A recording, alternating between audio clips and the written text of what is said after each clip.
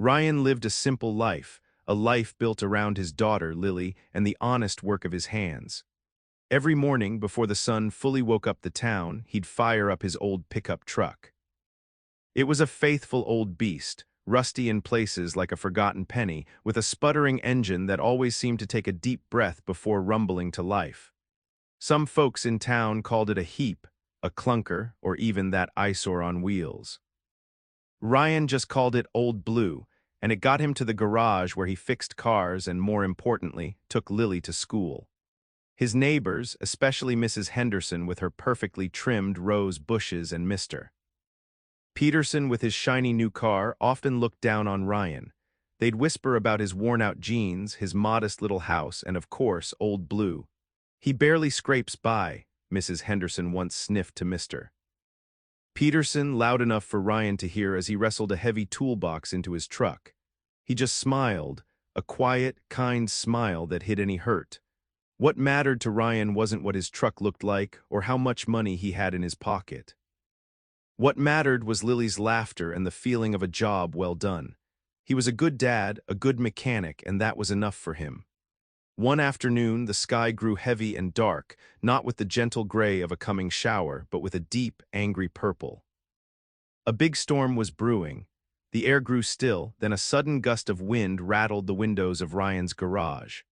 Soon, fat drops of rain began to fall, tapping softly at first, then quickly turning into a drumming roar against the roof. The wind howled like a lonely wolf, bending the trees almost in half.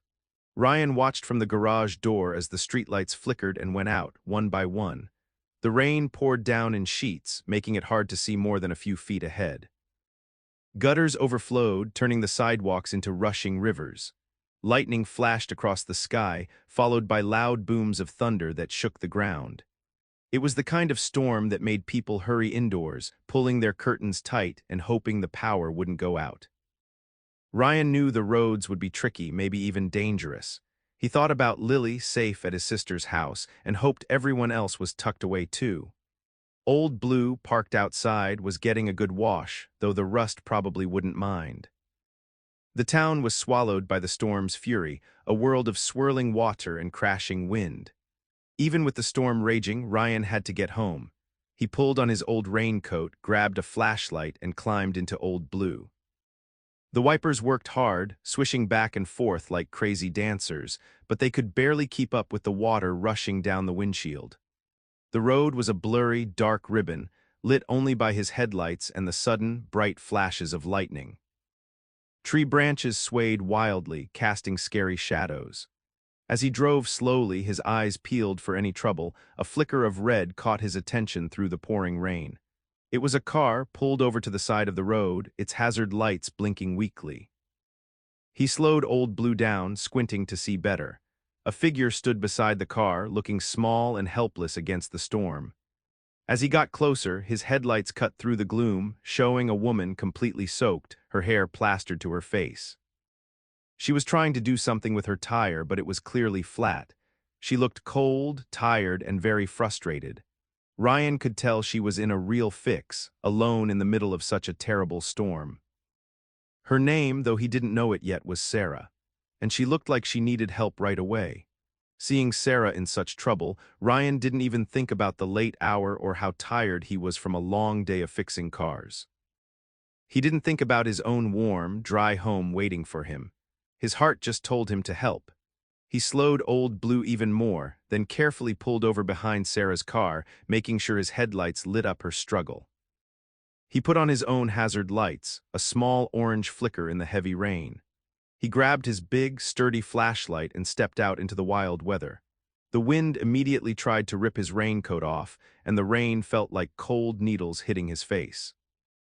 "Are you all right?" he called out, his voice strong but kind, trying to be heard over the storm's roar. Sarah jumped, startled, then turned to see a tall man in a beat-up raincoat standing beside an even more beat-up truck. For a second, she might have wondered if he was safe, but then she saw the honest concern in his eyes. Ryan didn't wait for her to fully answer. He walked straight to her, his flashlight beam steady on her flat tire, ready to get to work. He was a mechanic, and this was what he did best: help people get back on the road. "Stay in your car, miss," Ryan called out to Sarah, his voice cutting through the wind.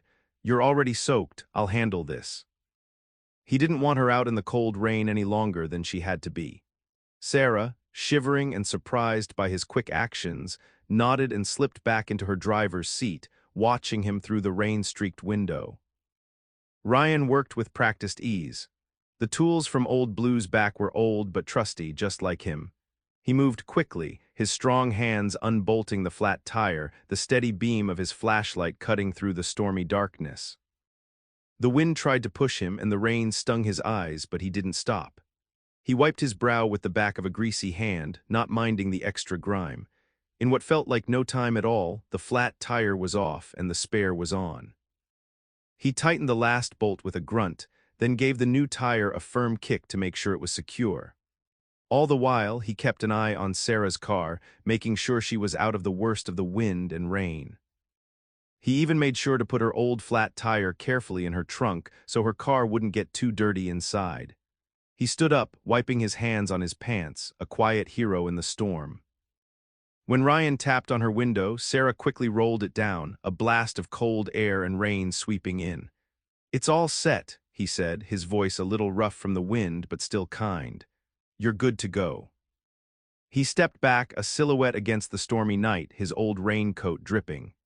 Sarah looked at him, truly looked at him, for the first time. She saw the grease on his hands, the wet strands of hair plastered to his forehead, and the simple, worn clothes beneath his soaked coat. She also saw his beat-up truck, Old Blue, sitting humbly behind her shiny car. In any other situation, she might have judged him by these things, like many others did, but tonight, soaked and stranded, his appearance meant nothing. All she felt was a huge wave of relief and a deep warmth from his selfless act. He hadn't asked for anything, hadn't even hesitated. He just helped. Her usual worries about status and looks melted away in the face of such genuine goodness. She saw a man of true character, brave and kind, standing there in the rain, and it was far more impressive than any fancy car or expensive suit could ever be. "Thank you so much," Sarah said, her voice shaking a little from the cold and the shock. "I don't know what I would have done." She looked around at the dark, storm-swept road. Her car was fixed, but driving alone in this weather still felt scary. Ryan, seeing her hesitation, spoke up again. "It's still pretty wild out here.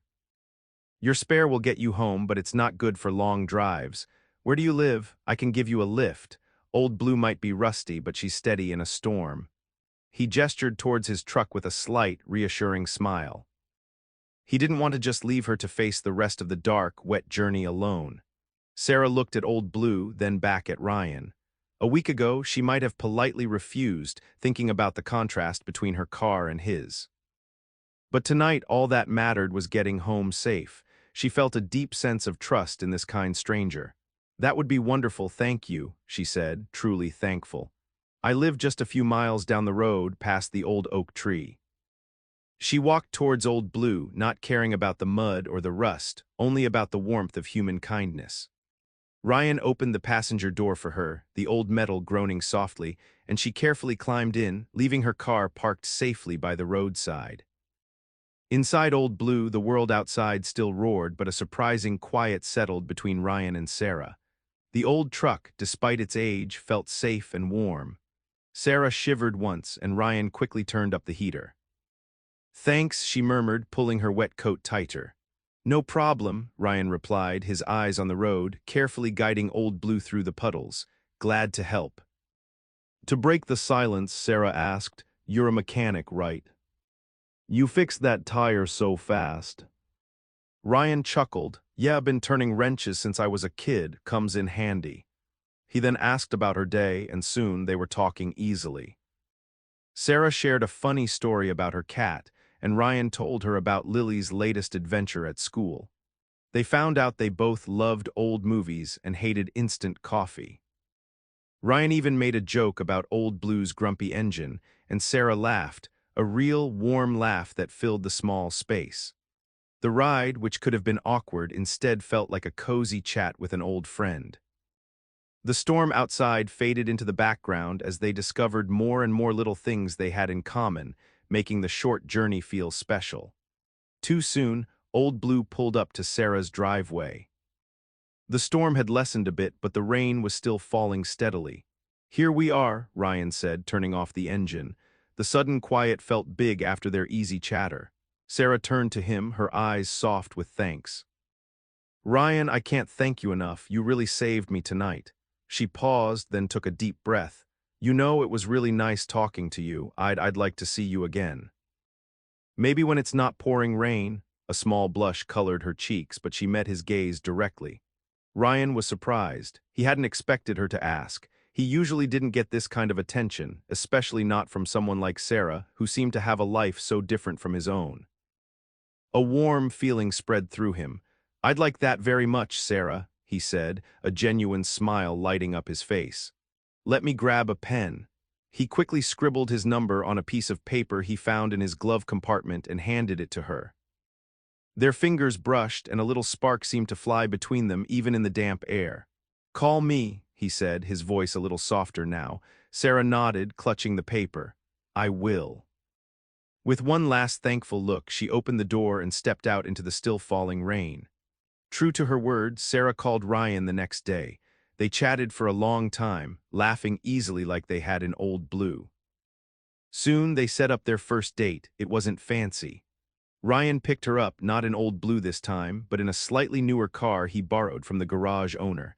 Sarah just smiled, already seeing past the car. They went for a walk in the town park, the sun finally shining after the storm. They talked about their dreams, their favorite books, and even their silliest fears. Another time, Ryan packed a simple picnic lunch, sandwiches and apples, and they drove Old Blue out to a quiet spot by the lake. The rusty truck felt right, fitting perfectly with their easy, honest way of being together. They watched the ducks on the water and shared stories about their childhoods. Sarah learned about Ryan's love for old cars and his big heart for Lily. Ryan learned about Sarah's job as a librarian and her dream of traveling the world. Each date was simple, filled with real talks and lots of laughter. They weren't trying to impress each other with grand gestures, but rather by simply being themselves. With every shared moment, the bond between them grew stronger and warmer. As Sarah spent more time with Ryan, she didn't just hear about his life, she saw it. She saw the way his eyes lit up when he talked about Lily, his daughter. He would tell her silly stories Lily had told him or beam with pride about a drawing Lily had made. Sarah knew that being a single dad was not easy, but Ryan did it with so much love and joy. He always made sure Lily was his top priority, and that showed Sarah what a truly good father he was. She also saw him at work sometimes, covered in grease, fixing a stubborn engine with patience and skill. He worked long hours, his hands always busy, making sure families could get to where they needed to go. It wasn't always a clean job, but he took pride in it. Sarah admired his strong work ethic, his dedication, and how he never complained. He worked hard to provide for Lily and build a good life for them both, without ever asking for pity or praise. Seeing these things, not just hearing about them, made Sarah's feelings for Ryan grow even deeper. His kindness, his love for his child, and his honest hard work shone brighter than any fancy car. While Ryan and Sarah were busy building their connection, the neighborhood eyes were watching. Mrs. Henderson, with her nose always twitching for gossip, was the first to notice. She saw Sarah's nice car parked outside Ryan's modest house more often. Then she saw Sarah herself, sometimes helping Ryan with his garden, sometimes laughing with him as they brought groceries in. Mr. Peterson, who used to make loud jokes about Old Blue, also started to notice a change. Ryan had a spring in his step, a brighter smile, and a new lightness in his eyes. He still worked hard, but there was a joy about him that hadn't been there before. The whispers began again, but this time they were different, less about his poor lifestyle and more about who is that woman, and Ryan seems happy. They couldn't ignore the clear happiness radiating from Ryan. It was a silent, gentle change, but it was there for everyone to see. The old judgments about his rusty truck and simple life started to fade, replaced by a curiosity about the woman who brought such a clear sparkle to Ryan's days. Even the children, who often saw Ryan as just Lily's dad, noticed his wider smiles. One evening, as the sun set in soft colors, Ryan and Sarah sat on his porch swing, sharing a quiet moment. The air was cool and peaceful, a far cry from the stormy night they first met. Ryan had been a little quiet, perhaps thinking about the judging eyes of his neighbors, or perhaps just lost in thought. Sarah sensed his quietness and turned to him, her hand gently touching his arm. "Ryan," she began, her voice soft but clear, "I want you to know something important." He looked at her, his kind eyes meeting hers. "I care about you deeply, and it has nothing to do with your truck or how much money you make or what anyone else thinks." She squeezed his arm gently. "It's about you, Ryan. It's about your good heart, your kindness, how you are with Lily, and how you helped me that night in the storm without a second thought." She looked directly into his eyes, making sure he understood. "Those things, your true self, that's what truly matters to me, more than anything else." Her words were like a warm, soft blanket wrapping around Ryan's heart. It was exactly what he needed to hear. He had always tried to ignore the whispers, but deep down, they sometimes stung. Now, with Sarah's words, those stings faded away, replaced by a profound sense of being truly seen and loved for who he was. As Sarah spoke those honest words, a feeling of pure happiness washed over Ryan. It was a warmth that settled deep in his chest, chasing away any lingering shadows of doubt or past hurts. For so long, he had felt like he had to work extra hard to prove his worth, especially to those who judged him by his old truck or his mechanic's clothes.